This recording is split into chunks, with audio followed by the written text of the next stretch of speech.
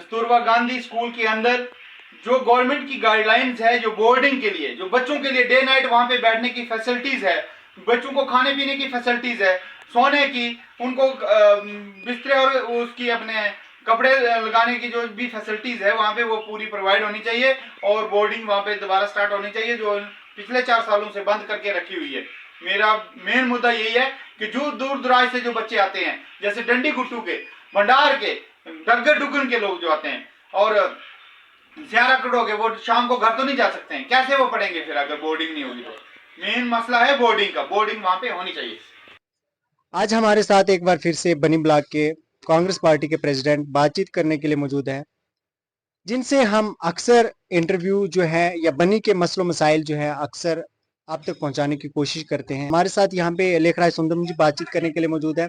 सबसे पहले हम बनी के अंदर जो कस्तूरबा गांधी विद्यालय जो स्कूल चल रहा है उसके ऊपर चर्चा करने वाले हैं कि हमारे बनी के अंदर ऐसे ऐसे एरियाज है, ऐसे ऐसे लोग हैं जहाँ की जो लोग हैं इतने पोर फैमिली से, बिलो पॉवर्टी लाइन से बिलोंग करते हैं कि वो अपने बच्चों को जो है इतनी क्वालिटी एजुकेशन अफोर्ड नहीं कर पाते हैं। लेकिन हमारी गवर्नमेंट ने 2004 में मिनिस्ट्री ऑफ एजुकेशन, जिनने एक कस्तूरबा गांधी का एक लॉन्च किया गया था 2004 में, और जिसके द्वारा जो है लड़कियों को क्वालिटी एजुकेशन विद मील जो है और खाने रहने की हॉस्टल फैसिलिटी जो है उसमें लिखी हुई थी और अभी तक दी जा रही है। लेकिन सबसे पहले आप ये कस्तूरबा गांधी के ऊपर चर्चा डालिए, उसके बाद हम जो जितने भी और मसलों मसाइल है उनके ऊपर आएंगे।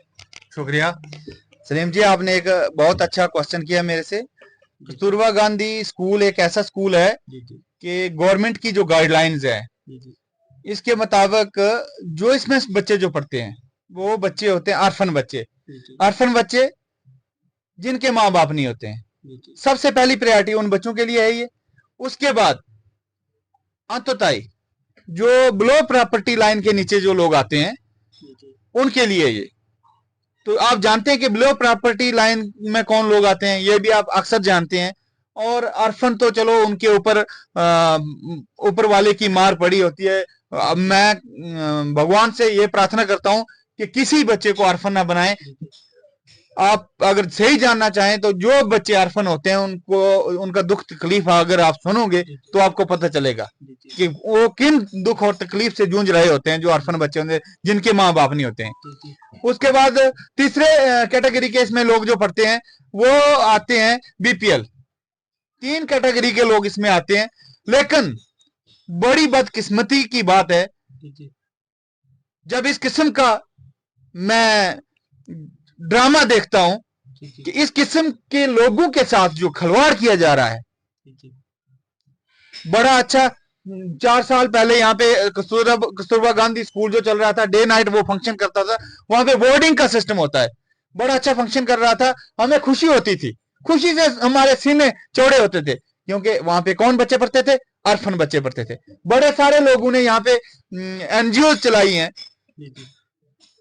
उन लोगों का क्या फायदा है? वो इतना लोग कर रहे हैं कि एनजीओ अपने तरफ से वहां पे लोगों को पैसे इकट्ठे करके ऑर्फन बच्चों के लिए दे रहे हैं। लेकिन गवर्नमेंट जब कर रही है तो गवर्नमेंट उससे ज्यादा और अच्छा कर रही है।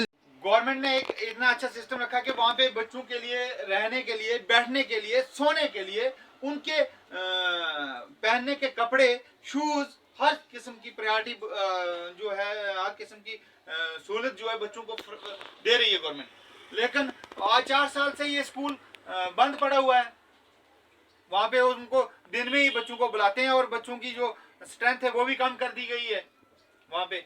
यहाँ पे एक इतनी बड़ी बिल्डिंग जो बनी है, ये सामने दिख रही है, इतनी आलीशान बिल्डिंग बनी है कि जिस बिल्डिंग का कोई समझो है, इतनी फैसिलिटीज है वहां पे कि जैसे 5 स्टार होटल के अंदर होती हैं, उस किस्म की फैसिलिटी है, लेकिन उसको यूज में नहीं ला रहे हैं। मैं आपके मीडिया के माध्यम से ये एडमिनिस्ट्रेशन को ये पूछना चाहता हूँ और एजुकेशन के जो आला दर्जा के अफसरान हैं, जो जेडीओ बनी को भी मैं पूछना चाहता हूँ और सीओ कठुआ को भी पूछना चाहता हूँ कि ये क्यों इस किस्म का खिलवाड़ बच्चों के साथ हो रहा है, क्यों कि इस किस्म का भेदभाव उन बच्चों से हो रहा है। उन बच्चों से आप भेदभाव कर रहे हो जिनके माँ बाप नहीं है, उन बच्चों के साथ भेदभाव कर रहे हो जो बिलो प्रॉपर्टी लाइन के नीचे आते हैं, जिनके घर में 2 टाइम का खाना नहीं है, उन बच्चों के साथ आप इस किस्म की हरकत कर रहे हो।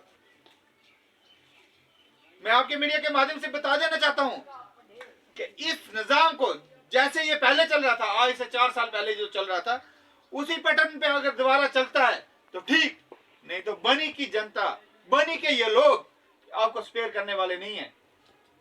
मैं खासकर लेखराज सुंदरम, जब तक मेरी जान के अंदर सांस है, मैं गरीबों के लिए लड़ूंगा और लड़ता रहूंगा। ये मेरा एक मैंने संकल्प लेके रखा हुआ है। मैं तब तक पीछे नहीं हटूंगा जब तक मेरी सांस खत्म नहीं होगी। और मैं एसडीएम बनी को भी ये बता देना चाहता हूँ, एडमिनिस्ट्रेशन और अपने सीओ साहब को बता देना चाहता हूँ, डायरेक्टर एजुकेशन को बता देना चाहता हूँ, कमिश्नर सेक्रेटरी को भी मैं बता देना चाहता हूँ, इस किस्म के भेदभाव बनी में चल रहे हैं। क्यों हो रहा है? अर्फन बच्चों के साथ ऐसा हो रहा है। जब ये बात लोगों के बीच में जब आएगी, इसकी पूरी इंक्वायरी होनी चाहिए और दूध का दूध और पानी का पानी होना चाहिए। इस किस्म का क्यों हुआ? और 4 साल का जो 5 साल जो ये निज़ाम जो इन्होंने खराब करके रखा हुआ है, जो एडमिनिस्ट्रेशन या किसी की भी कमजोरी है, नालायकी है, जिस वजह से इस किस्म की उन बच्चों के साथ ये बर्ताव हुआ, उसका मैं इंक्वायरी चाहता हूँ और इंक्वायरी होनी चाहिए ताकि उन बच्चों के साथ न्याय हो जाए। अब आएंगे बनी की पॉलिटिक्स के ऊपर। अब हम सवाल करेंगे पॉलिटिक्स के ऊपर, बनी की राजनीति के ऊपर।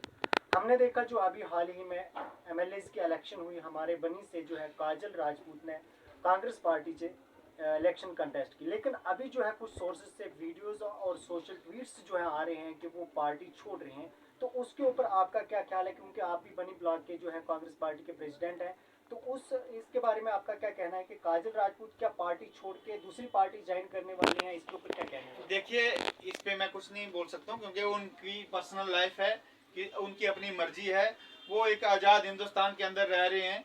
आज़ाद हिंदुस्तान है, आज़ाद हिंदुस्तान में अच्छा भी है, किसी को बांध के नहीं रख सकता है कोई, और न बैठना चाहिए।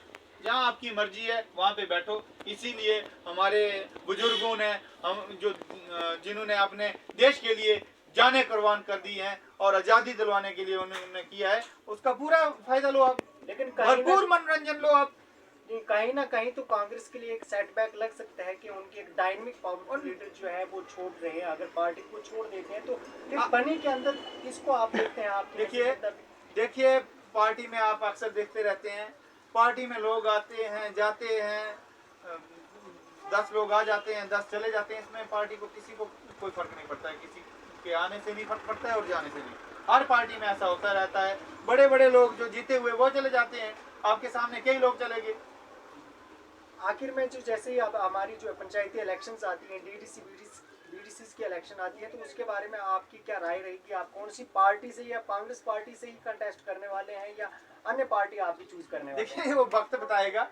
जब वो वक्त आएगा तो देखा जाएगा, उसमें आपके सामने ही होगा जो कुछ भी होगा। आप लोगों का ही आशीर्वाद होगा, आप लोग ही हमारे साथ होंगे, आप लोग ही हमें आशीर्वाद दोगे, तभी ये काम सफल होगा। ऐसे थोड़े हो सकता है। तो आपका साथ जरूर होगा। आखिर में आम जनता के लिए क्या मैसेज देना चाहेंगे? आम जनता के लिए मैं ये मैसेज देना चाहता हूँ कि जो आज मैं कस्तूरबा गांधी स्कूल के लिए जो मैंने ये वीडियो, इस पे जो चंद बातें कही हैं, आपने मुझसे ये क्वेश्चन किया, मैं तमाम जनता से यही कहूँगा कि इस बार आप कमेंट में अपनी राय जरूर रखें कि ये स्टेप जो है मेरा अच्छा है या गलत।